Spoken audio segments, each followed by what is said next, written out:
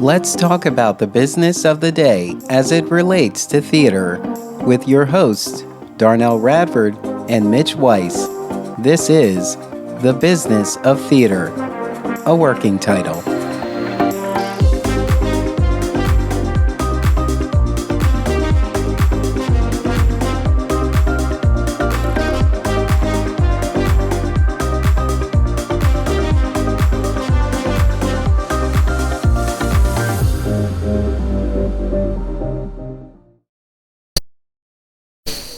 Mitch, I know we're looking for a working title, but we cannot name the podcast The Business of Theater. Ready for my close-up? Especially because we're not. The lighting in these rooms is terrible. A little more pink, please. One day, listeners, you'll see the video of all of these episodes. There is video recorded. It's just not published because there's a certain aesthetic I'm trying to achieve, and we're not quite there yet. Right. We certainly need haircuts first, don't we? Yes. Yeah. The hair is a mess. Yeah. But right now we're all in sweats and oversized T-shirts, so we can't show you all that. But we'll get there at some point. And this is a great lead-in. Because let's think about how many students come out of college looking like schlumps and expecting to get a job. Yeah. Well, this is The Business of Theater, a working title, which we have not found yet. I'm Darnell Radford. I'm Mitch Weiss. And let's get down to business. So today, it's October, and this is like the unofficial beginning of theater seasons. I know a lot of companies produce in the summer, but really we look at September here in Philadelphia. September is the fringe, and then everybody's after that. Not that people don't produce in September, but the life gets sucked out of it because we give all of our attention to the fringe, which is totally fine. It's just now we're really starting to look at it, and we just started thinking about so much has changed. Like here in Philadelphia, the University of the Arts is on hiatus or whatever. Like it's not officially gone. Its building still exists. The infrastructure is still there, but it's not there. So there's this wave of like optimistic young minds who are waiting to consume as much of their craft as possible and really think about what their future is going to be. And we have many of those students in all the other colleges and universities, but the University of the Arts was a conservatory, and it was a focus. There was a focus on learning for performing arts there, and so we just started thinking, like, if I was starting out today, like, what kind of questions would I have? What guidance would I be seeking? I bumped into I was talking to a friend who had received recently a new job working for a Broadway producer, just another person in their office, but at least in the room where it happens. And he was talking to a young lady who literally was out of college, and she had all this enthusiasm from another state. They just moved to New York. And the enthusiasm that she was exuding, I mean, it was coming out of her pores, and I wanted to slap her. Stop it. You're about to be hit with a brick. And that doesn't mean you're not going to have some positive experiences, or you may not become a star, or you may not get your first job. It doesn't matter.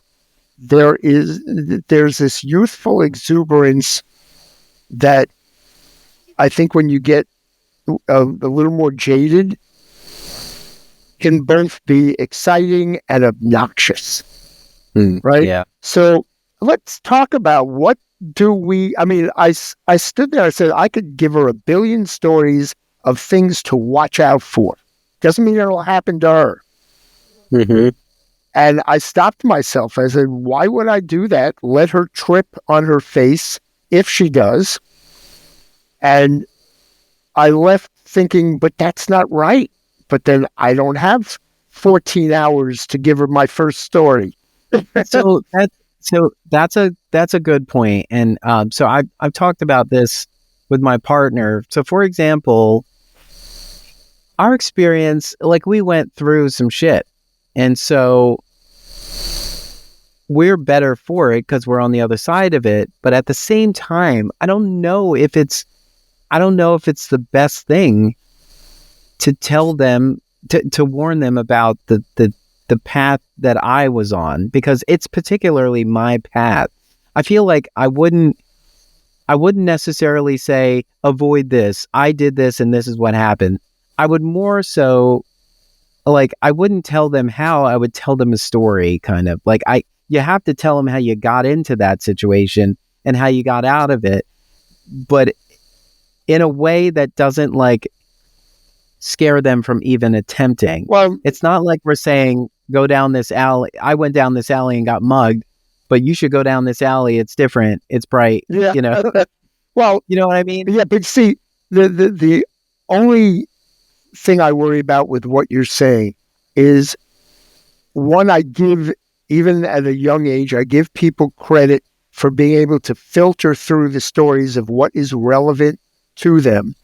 But also, and probably more importantly, is they understand that it's just my experience, but they're going to have to understand there are things that they have not been taught. And if I can offer that, I spend most of my days right now wondering if only someone had told me about that when I was in my 20s, or if only someone had mentored me or supported me with the right comment at the right time, I could have saved 10 years or 20 years off of my path. Now, that's also going to be different for each person. But holding that back, to me, the big problem with college professors, not all of them, is that their experience is limited because they went into college teaching. So they did not hit the real world. Or if they did, they didn't do it as long as the rest of us. So they can't offer that. So No, that's interesting. Yeah. why don't we offer post-college courses on how to move to New York? I've actually spoken with many college deans about this, and they all go, what a great idea. And then when I offer them the chance to put it together, no one follows through. Well, I could kind of answer this. One, I would not want to pay college credits for that class. No, free class. This would be that it would be sponsored by the college, but it would be people who had graduated and moved to whatever city, Cleveland, New York, LA, that would This is like a discussion series. Right, a seminar based on graduates of their own school. Yeah. Right, after they have already tripped over something. And a good variety too, not just the super successful ones. Absolutely. That's the whole point. Look at the ones that are like, they should want to know like who transitioned and what kind of roles they transitioned into with this foundation of experience in their craft. Because the thing that I come across a lot is that not so much the younger artists in our community. I think they're more flexible in a way. I think they realize that they're going to have to pivot more than they intend, and so they're prepared for it. I do feel like the younger ones are more prepared, but there's a lot of people who were set in a way, like someone told them once and it resonated with the room, and they've just parked themselves in that notion, while the world around them that changed and that statement was now irrelevant. Well, and yeah, absolutely. But first of all, I want to make sure that our listeners are understanding we're not just talking about actors. Yes. I'm dealing every day with new writers, and some of them are super talented, but they are getting in their own way. And that's one of the things we can talk about how, but do they want to listen?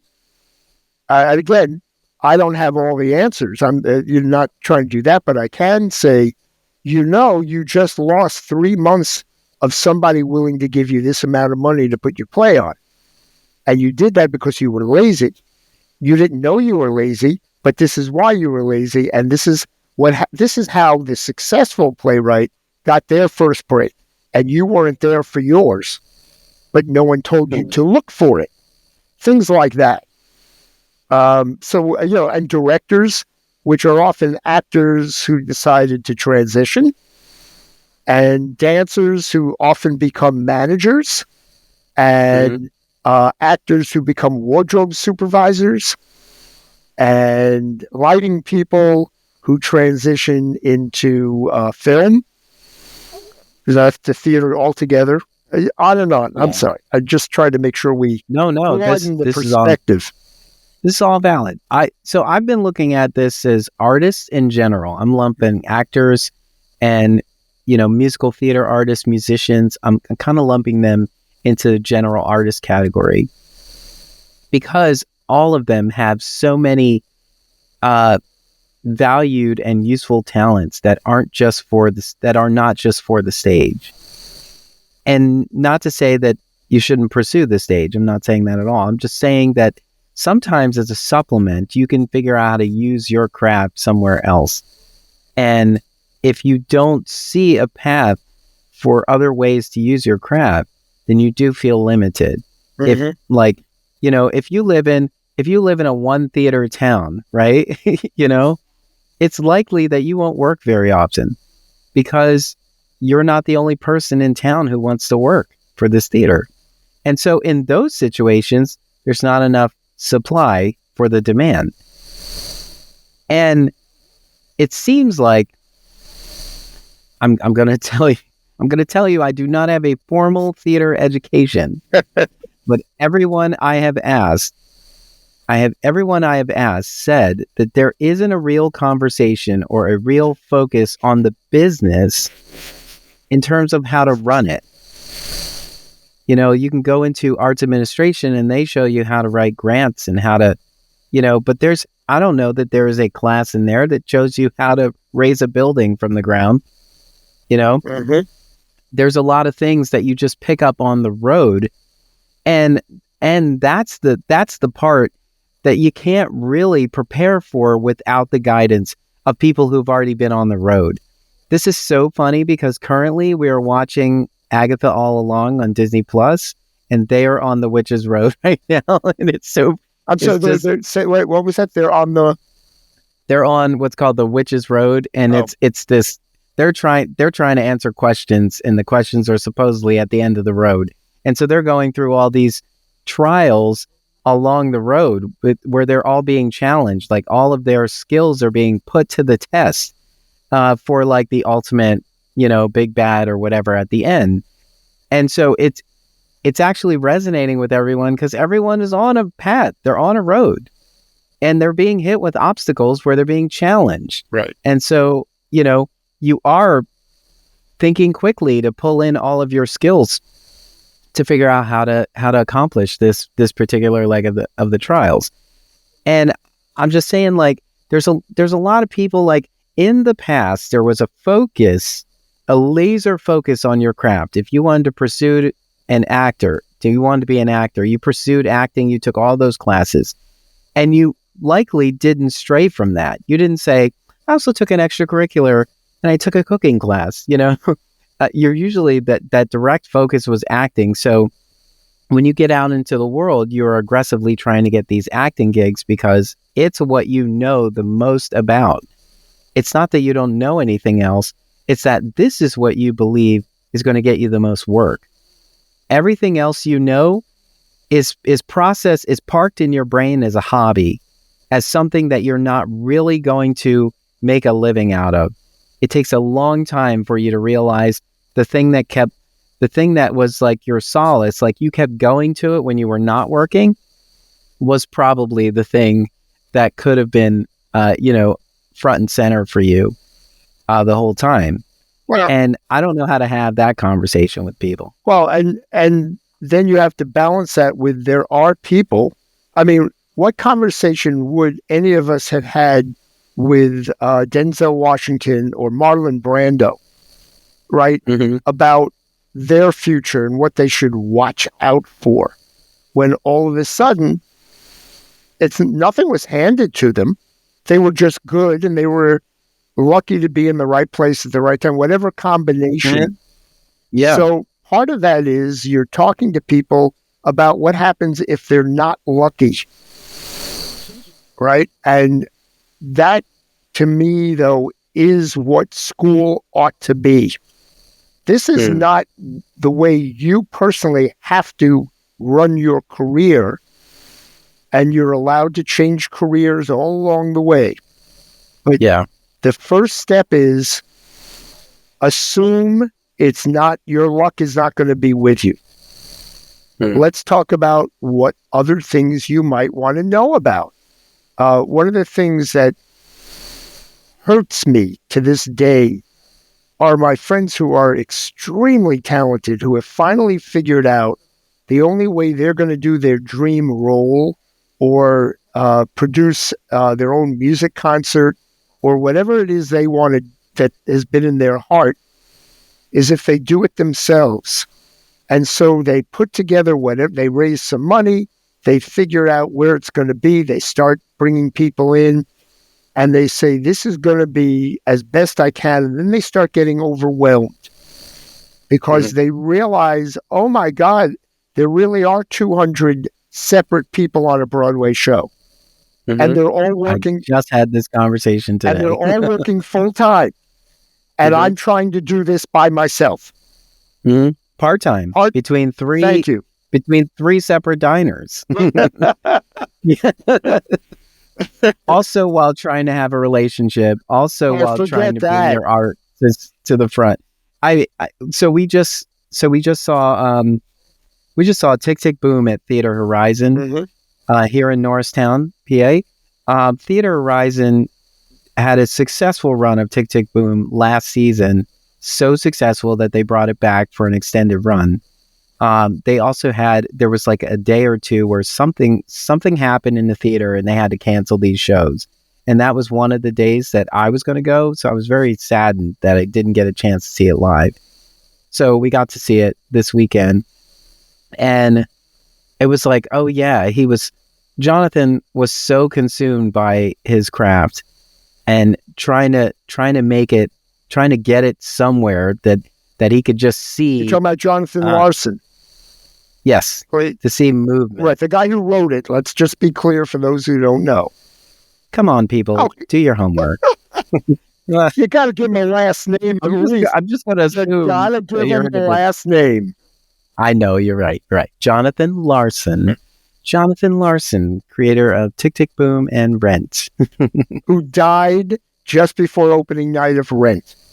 Just before, yes, absolutely. But so in Tick Tick Boom, it just shows how this was consuming him to the point that he was hearing this tick, tick, tick, like the time is running out. And so what he also says is that he had such urgency to really make it. And perhaps he wasn't thinking clearly. Perhaps he couldn't clearly make out what he wanted to do except be a success. But it's just interesting how you see how his friendships, his relationships, all of that was just a faint memory. Like, when he was consumed by his work. Right. Well, I think, I'm sorry, I'm going to interrupt because you used the word consumed. And here's one of the things that I don't know if I should allow this to upset me or not. I haven't quite decided. But I want the writers I work with, the directors I work with, even the actors, to be consumed by the project that they're in at that moment. And by consumed, even if they have to go to work, I want that to bother them. I want them to run home and say, oh no, I'm not going to watch 3 hours of television. I've got to get right to work. At the same point, as someone who has been on the creative side, sometimes you just got to give your brain a rest. So how do we balance by the fact that if someone is going to give me $1 million to put on a off Broadway rendition of something I've created, they want to know I'm obsessed. They don't want me saying, "Oh, I'll get to it when I get to it." It's a job. Well, yes, but with $1 million, yes, you are obsessed. But really, is that the message we really want people to take away? That you have to be so obsessed that the only thing that matters is the work. I'm going to argue for the sake of argument. Yes, in this way, you come out of college, or you didn't go to college, wherever you just came out of. I went to college. Let's just say you're for other things. entering the professional world, okay, wherever that is. And you sit there and say, okay, I'm going to auditions. That's it? That's all you're going to do? And then you don't get your auditions, or the first audition, as has been made famous in Chorus Line and almost everything about the theater, sometimes you don't get your first audition for the first 6 months you moved into New York. So you're sitting around for 6 months. You have no other plans of what to do with your time or your creativity. And that's part of what I'm talking about as far as warning people. Come to town with a plan. It can be wrong, and you might have to change it. But the plan is, yes, I'm going for auditions. You want to be an actor. Okay, do that. Now, you found out your first audition is in 6 weeks, maybe, assuming the casting director gets back to you and says, come on in, right after you sent in your self-tape. Okay, now you've got 6 weeks. Well, yeah, you should be prepared for the audition. You should make a good self-tape. All that's great work. Then you have all the rest of the free time. What are you doing with it? That's the kind of obsession I'm talking about. It's a commitment. It doesn't mean you can't ever see your relatives or go out to dinner. But one thing you don't get in school or before the professional world is if you, for example, you come to New York, you come to Philadelphia, what shows are playing? What other people should you be seeing their work so that you understand what the community and the industry is about? See every damn thing you can.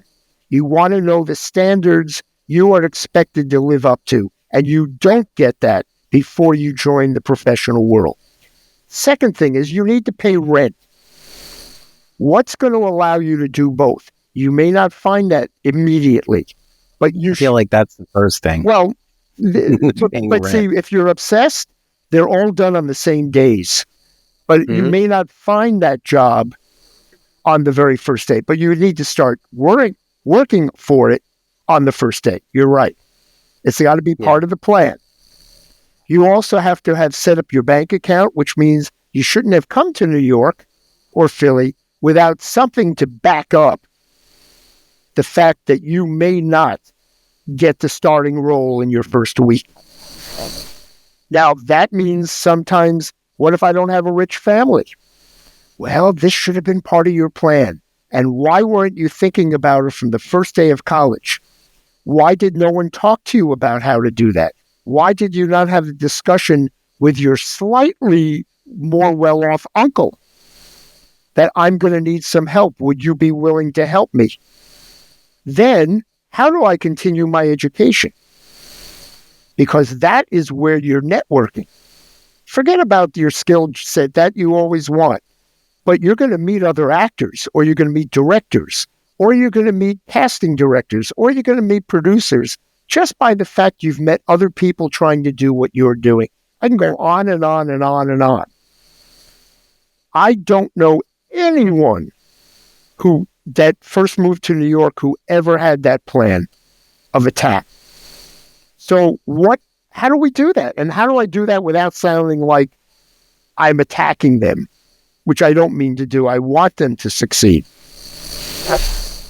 Well, first we want to establish that they want to come to New York, because it is not a requirement You're absolutely to right. be a professional in the business without going to New York. And that's why I kept saying, and I apologize, but New York is a little harder than, but Philly, Cleveland, Indianapolis. I mean, Seattle, and there are tons of places to go to. And I'm not saying that as an attack, because yes, the infrastructure that is New York City requires planning.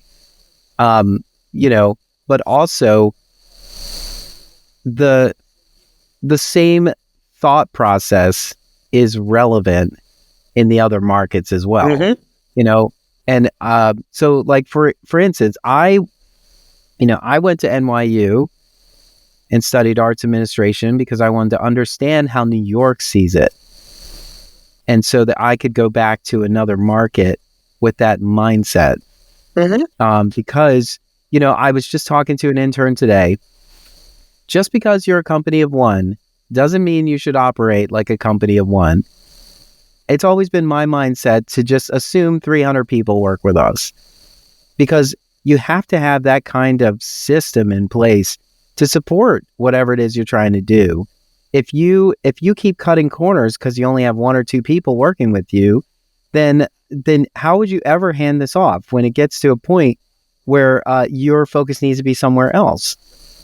And you can't be the Jack and Jill of all trades forever.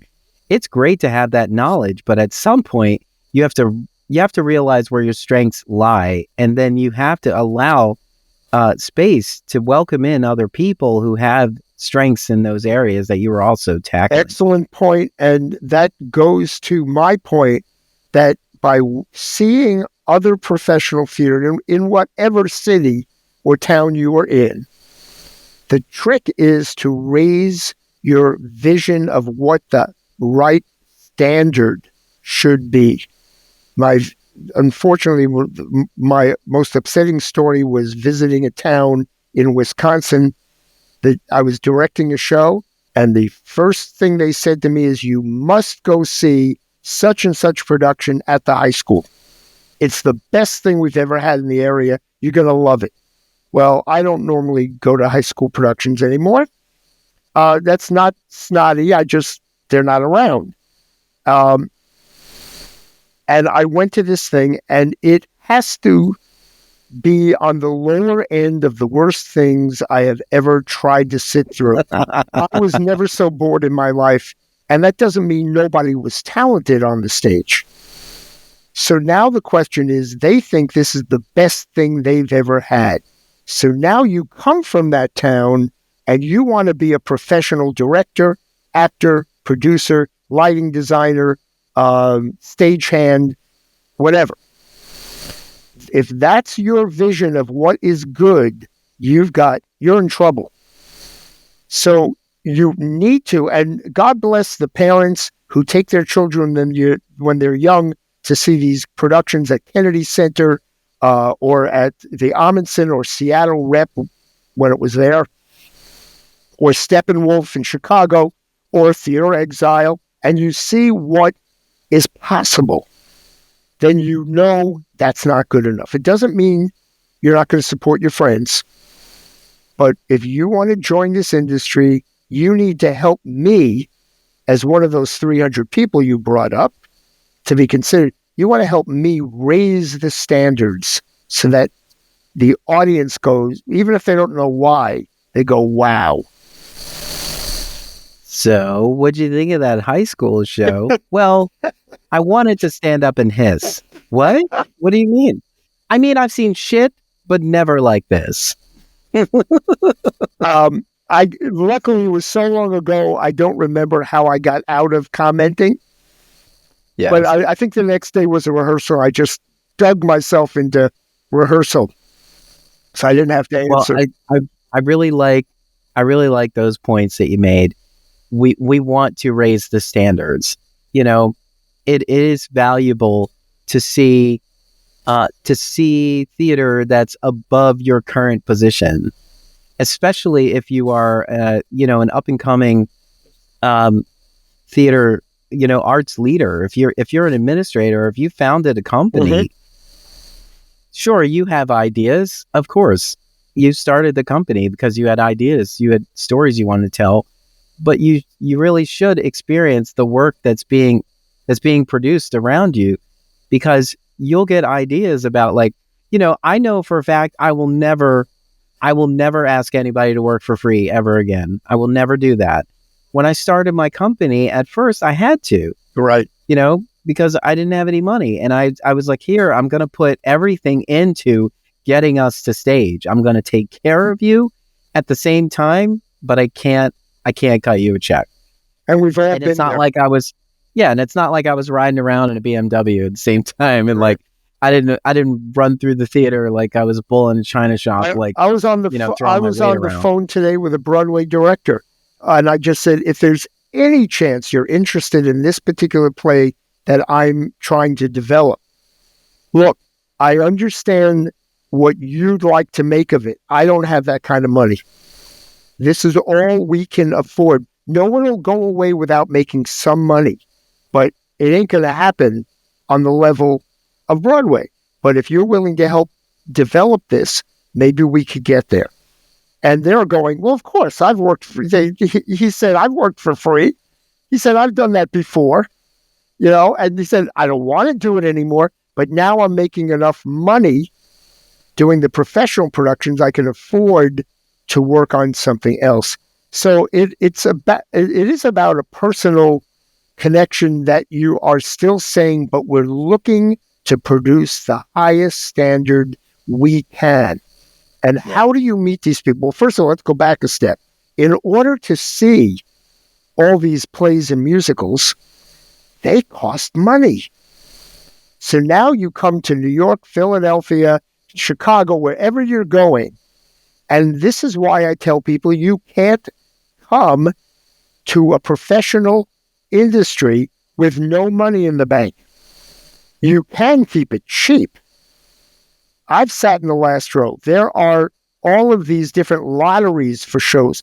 You just then become part of your plan that every day I'm entering the lottery to see another show on Broadway.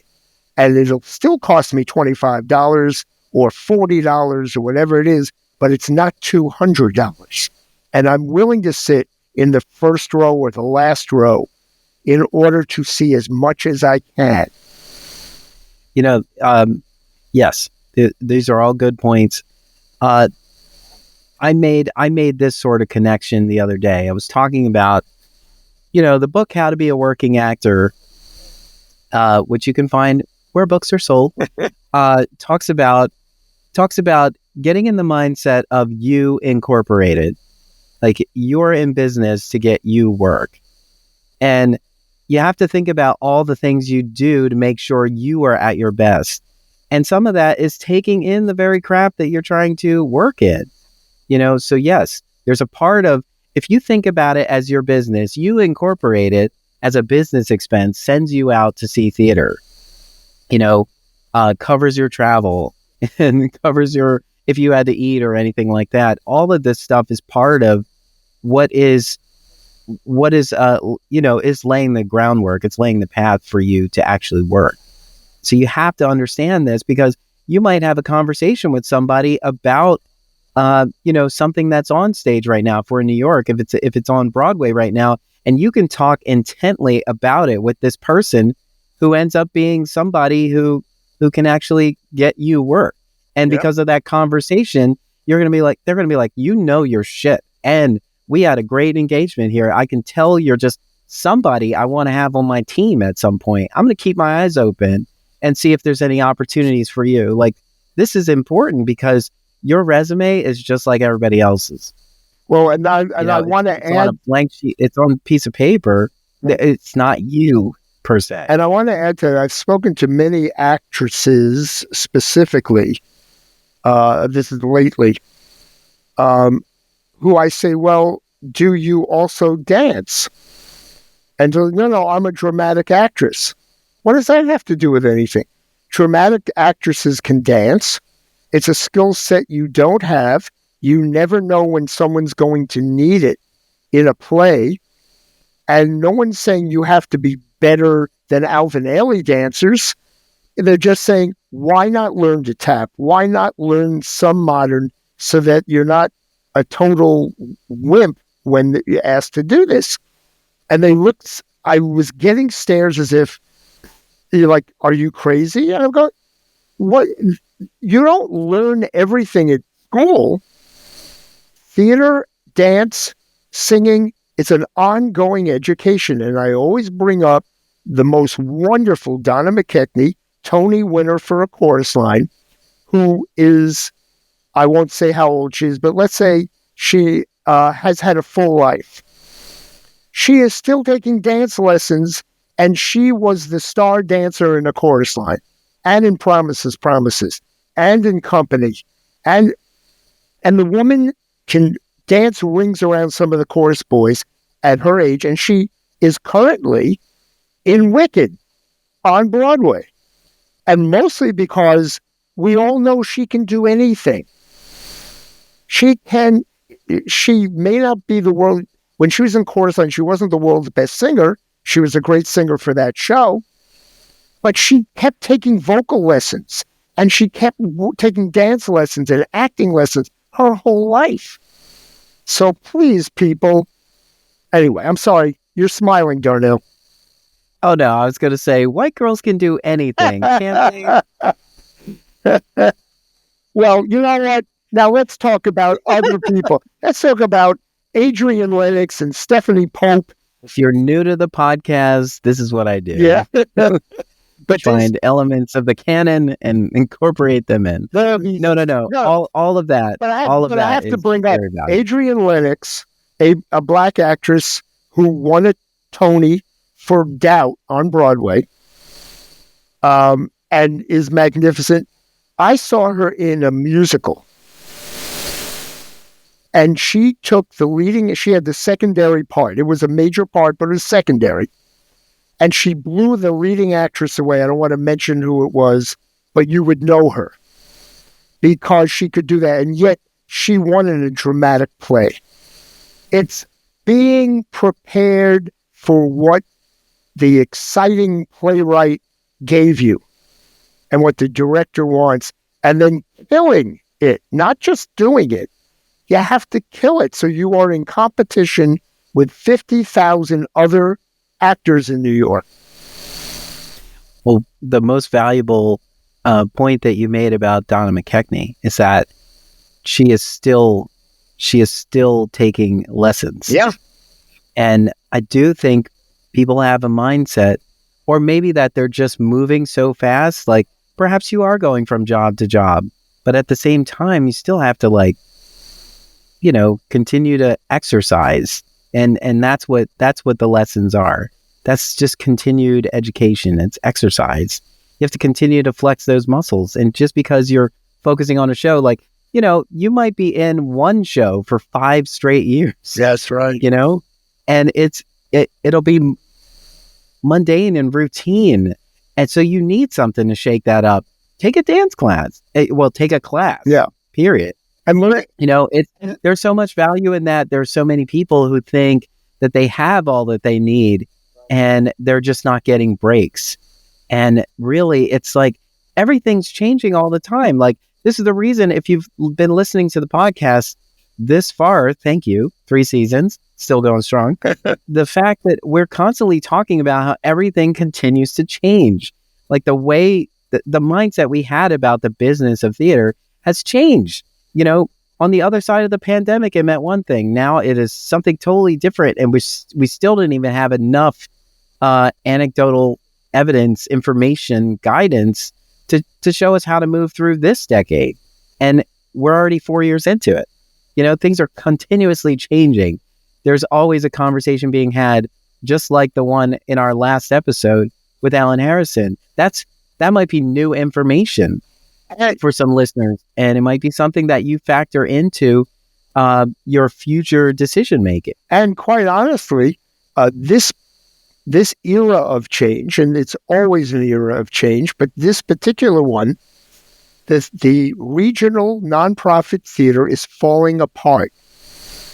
My guess is it's going to recreate itself in a new image. So that's a positive thing. But meanwhile, as happened to these poor kids who went through the pandemic in school, they came out and went, why is everything harder than I was told? Well, the truth is, it's not harder. It's different. And you were not told how to deal with a period of time that's post-pandemic. None of us knew how to do that. So now you are on your own.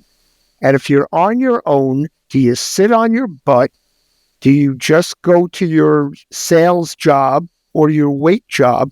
Or do you spend every living moment of your own being as creative or learning things or fighting your way in that somebody gets to know you? It has the people with passion. And I'm dealing with this now. I just thought of this. I have 4 shows that I'm developing in this fall, winter season. And I'm trying to figure out which one I do first and why. And it occurred to me the reason to do one of them is because the playwright and the director are the ones pushing me. They can't wait to do it. They're ready. They've done their homework. They've done their rewrites. They know how they want to deal with the cast. The others, I'm going, are you done yet with your rewrites? When do you think we're going to know whether or not you have that week off so that you can choreograph this particular show that we need some fight choreography? And how do I coordinate it? Well, I'm going to go in the path of least resistance. So the more somebody comes to me, and I had this, by the way, I had an actress who wrote me an email last week and said, by the way, I did one of your developmental readings last season. Are you going to do it again? I really loved it, and I'd love to do it again. That sticks with me. Yeah, she's looking for a job, but she didn't just sit on her butt. She wrote me. That's what you're supposed to do. Bother us. Bother the people around you, say, or decide you're going to do it on your own. Here we go to the entrepreneurship. You said you are a company of one, and you have to pretend you have 300 people around you. Absolutely. That's an entrepreneurial class in school, not an acting class. Why don't they make all theater folk take entrepreneurial classes? You have to learn that. I think it makes sense. And then on top of that, not just having the mindset that there's a bunch of other people working with you, that they're all counting on you. Mm-hmm. Like, they don't get paid if you don't get paid. And they have to be here in order for you to get opportunities to get paid. And so, if you think about it like that, because think about it, I listened to a screenwriting podcast, right? And in one of the interviews, they made the statement, "A deadline focuses the lights." And when I heard that, I was like, oh yeah, like, think about it. The first play I wrote was a college project, and it was due. And so once it clicked in my head that I had to turn it in, and that ignited the fire. It was like, I need to get this done. There is a date where it is expected. And the same thing when I started my first theater company. I booked a venue a year in advance. And once I booked that venue, the clock started ticking. And it was like, okay, I got to make this happen by the time we get into that space. And I was glad I did it so far in advance because I sowed a seed, and because it was in place, it was all I could think of. So when you were talking about got to be obsessed about this, like, that's what it was. I mean, I remember I was insufferable at times. There were times where my friends wanted, as opposed to now. There were times where my friends wanted to hang out, and I was like, I can't. I'm trying to produce this show, and they're like, it's coming in 8 months. What do you mean you can't go out tonight? But I was in my head about it. Like, everything I was doing was like, I thought about how everything was going to affect its potential for success. Right. And this is a really important lesson that's very hard to absorb. You're allowed to fail. We are in a creative industry. I'm going to guess, I know it's more than 90% of all creative projects are awful. Awful. Not just they didn't work or they didn't make money. They're just bad. But if you don't get it out of your system and into the real world, you can't move on to the next one, which might be the Pulitzer Prize winner we're all waiting for, or allows you to say, you know what, I'm really a car mechanic, I'm not a playwright. This is where anecdotes can be somewhat of problematic. Like when you talk to somebody who's got, let's say someone, you're talking to the director or the writer, creator of an independent film, right? You might hear when they talk about their journey, they might say something like, when they ask the question, how much changed in your script in the process? And they say something like, yeah, pretty much what you're seeing on stage is what was there in the first draft. Like they're saying that, I don't know how that's helpful, because it tells everybody that they can, if they focus hard enough, their first draft could be their only draft. And that's not true you're at all. talking as someone working with the farm, right? WeGrowTheater.com, if I can advertise. That is my biggest heartache. It's not a headache, it's a heartache. I went to see 2 off-Broadway shows last week, both of which had very promising premises and storylines that I said, this is going to be interesting. And without naming them, they were both terribly upsetting. The last third of both shows is when I got interested. And it was a very interesting ending, and it's the reason why the storyline intrigued me in the first place. But both shows should have gone through at least a year or 2 of rewrites and readings and analysis and dramaturgs. Get it a little closer. And I guess the best excuse is Hamilton appears as if it came out of nowhere. But he worked on it for 8.5 years. And his people that were in it, not all the actors, but his musical director, his director, they were there the whole time. They kept trying out scenes, trying out acts, putting it together, rewriting it, changing it. So nobody's above this. And what makes you think your first draft needs to get a full production with a set and costumes? Absolutely, yeah. And my problem is there are producers who only read the premise. Oh, this sounds great. And then they there's the money. And then we have all the nonprofits who are going, well, we did an original show. Yeah, but you didn't do any work on it. All you did was put it on the stage. That's the easiest part of it. So again, for actors and lighting designers, first of all, you need to know each other's job.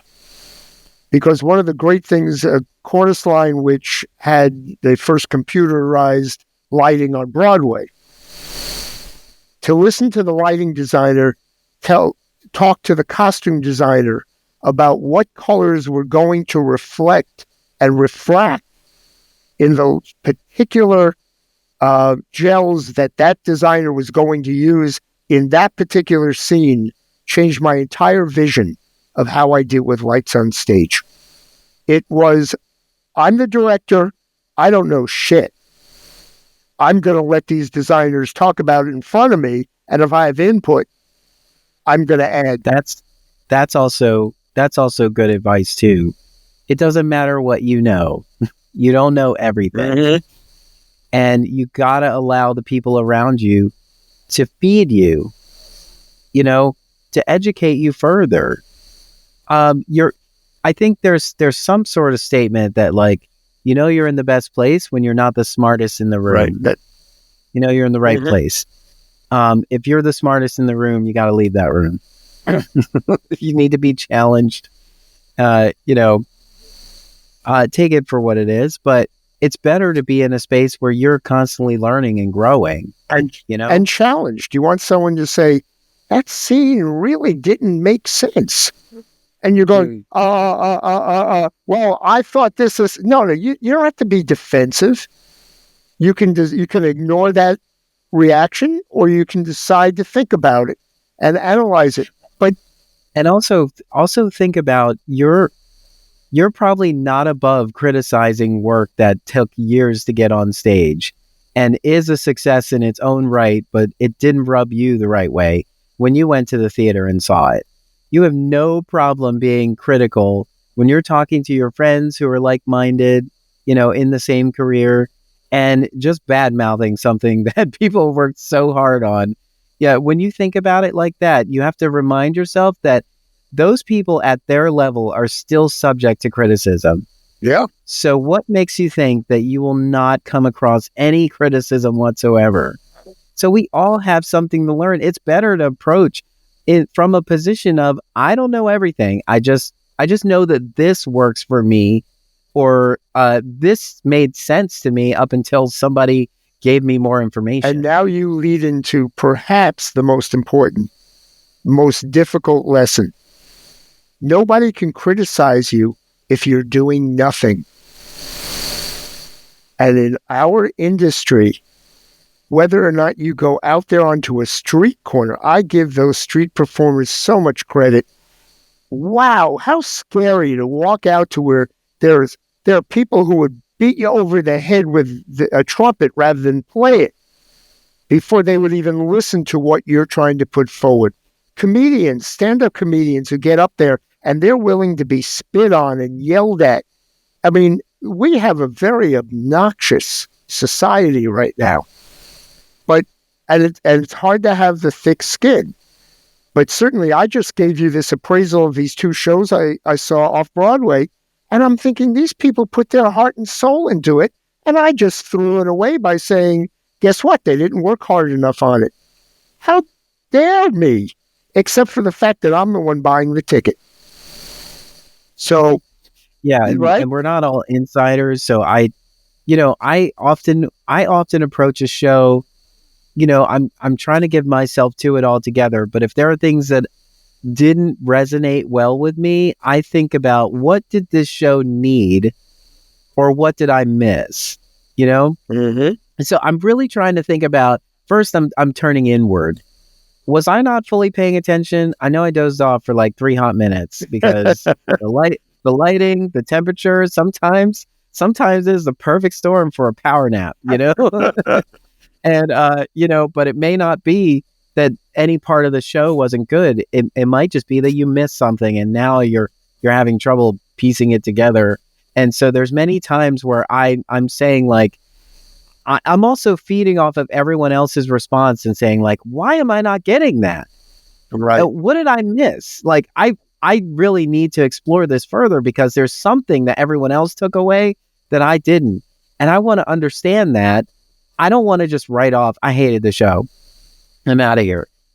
That's how you just came to be entertained. Yep. But if you are an artist, you want to dig deep and understand. But and you brought up, and we go through different eras and different times of our own lives where sometimes we just want to be entertained or laugh.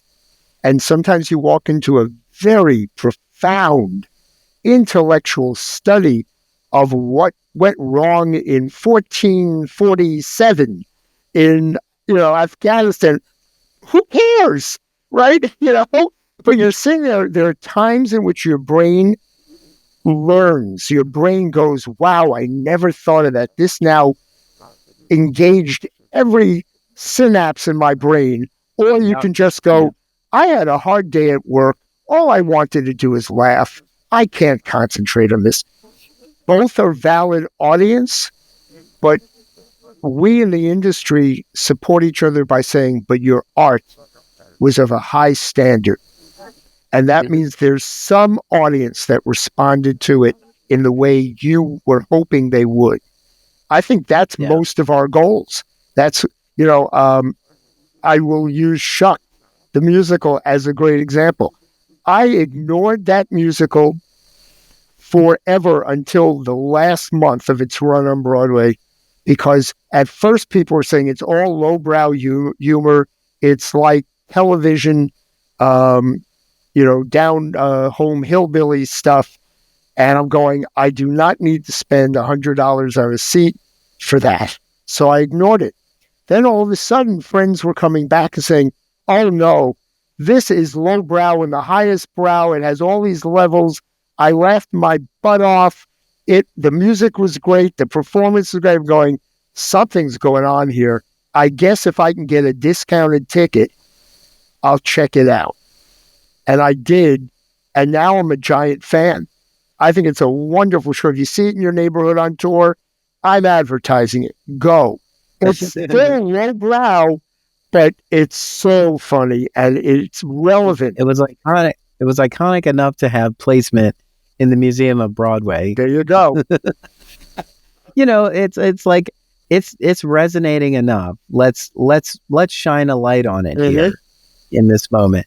Yeah, and I love that. And I do think as artists we do walk in with a different set of values. Absolutely. And we want, especially when you're in your own neighborhood, when you're in your own community, you want to support and celebrate everyone who put all of this work together.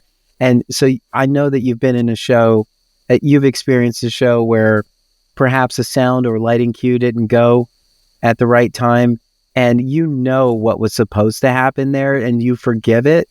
Or if someone drops a line, or like it's a comedy and somebody is just so good in their improvisation that they just break an actor, and then the audience is all invested in them getting back on track and is totally understands that. Like, we see it in SNL, for example, like whenever a character breaks and then the audience is totally understands it. Like, no one can acknowledge that no one can forget that this character broke in this moment, but it's also a supportive moment too. It's just, we all get it. We know what happened here. I don't know. You got to be open. So let's go back to a youngster. I'm going to call him a youngster because of who I am. Whatever city they come into, okay? But they've made a decision. I want to be a professional theater artist of some sort. Now, the options that they used to have, which was one of the best places to learn some more of your trade, was summer stock. That seems to have disappeared. Summer stock was, and I started there too. We have 8 weeks or so in the summer. We're going to do 8 plays and musicals, one a week. And we're going to have professional actors, but who aren't necessarily famous. And we're going to have inexpensive seats in some summer community, and people will come and they'll see one show one week, and then the next crowd will see a different show. And the people working in that theater company are going to work on all 8 shows. That means you're rehearsing in the afternoon and you're performing at night. And the show you're rehearsing for becomes the night show the next week, and then you start rehearsing the following week's show. So you are always working on 2 shows in your brain at the same time. God forbid you work on a 3rd show in preparation, especially if it's a musical. It's intense. You have no free time. You barely eat. Sometimes there was no air conditioning. And yet, and the tech crew is going crazy. They're building sets. They're tearing them down. They're working overnight, 24 hours, 7 days a week. And if you get $100, you're lucky. Who wants to do this stupid thing? But the intensity of it is, you said, I can now do anything because I just did that. And then from there, you met 8 different production crews, 8 different directors. Oh, well, sometimes there were repeats. 8 different casts. You became intensely involved with the summer cast. So now you have friends, And you do meet them again when you start looking for other jobs. You bump into them, you see them in class. They give you advice. This would be, I was one of these people who said that we should get rid of summer stock that's run like this because it was abusive. And I still believe it's abusive. If you were paying them some money, it might be less abusive, but you're not. So then the question is, if we don't have that as a training ground, where do young theater folk go to train professionally other than a classroom?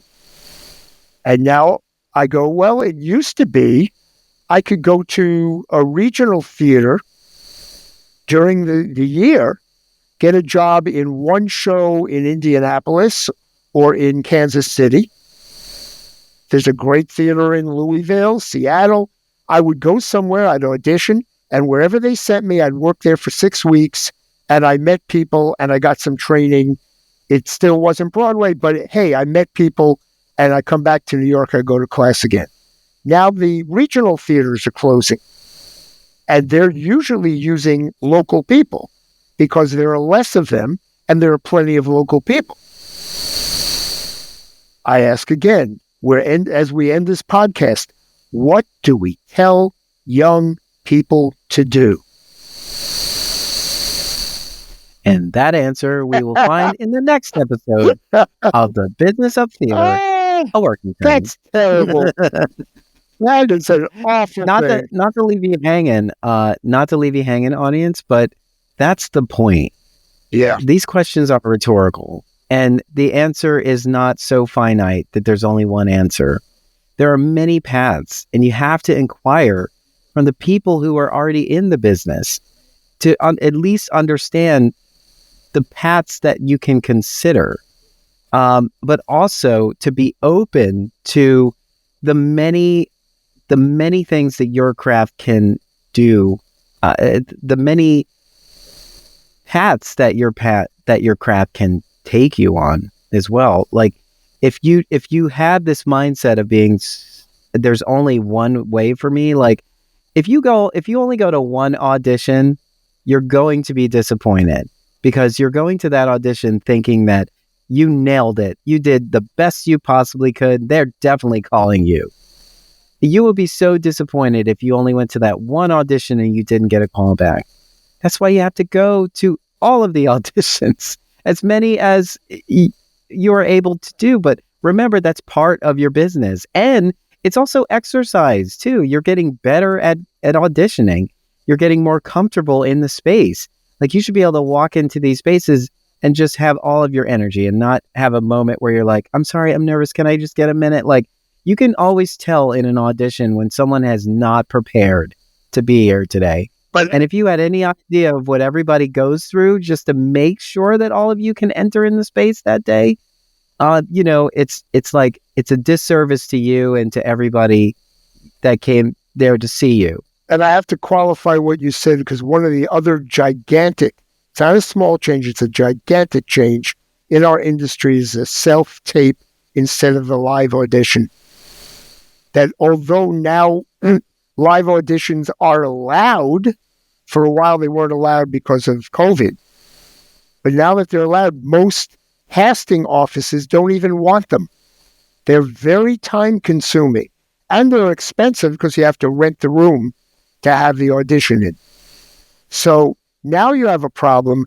I'm trying to be able to come into a room and sing my heart out with a live piano, and nobody wants to hear you do that.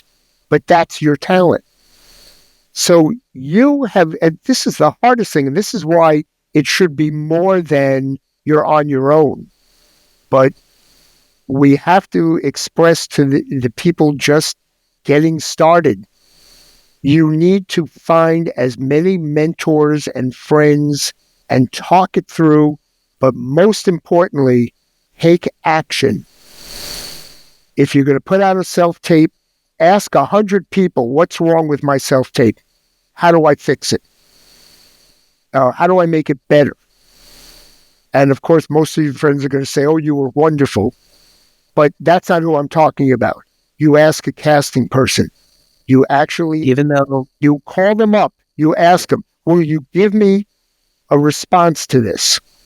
And they will. even though you're the business of you, you still need feedback, Mhm. and you still have to know how what you're putting out in the world resonates with the world.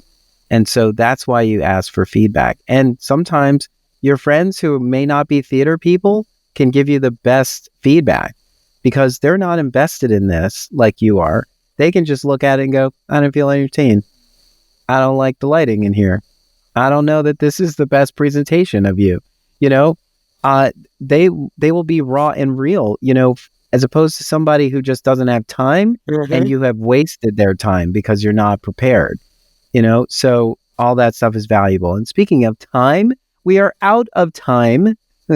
And that is the business of theater, a working title. I hope we didn't I'm discourage. Darnell Yeah, Radford. and I'm Mitch Weiss. I hope we didn't discourage anyone. It is our passion. See you in the theater is what Darnell always says. Yes, tune in, give us feedback. We will continue this conversation because this certainly was not enough. So yes, continue to tune in, and we'll see you in the theater. Break a leg. Thank you for listening. Tune in next time for another episode of The Business of Theater, a working title, with Darnell Radford and Mitch Weiss. Subscribe to the podcast wherever you listen to podcasts.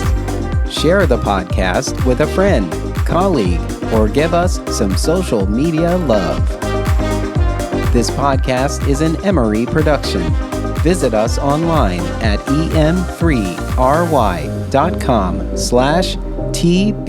em3ry.com/TBOT. Follow us on Facebook, Twitter, and Instagram at em3ryotm.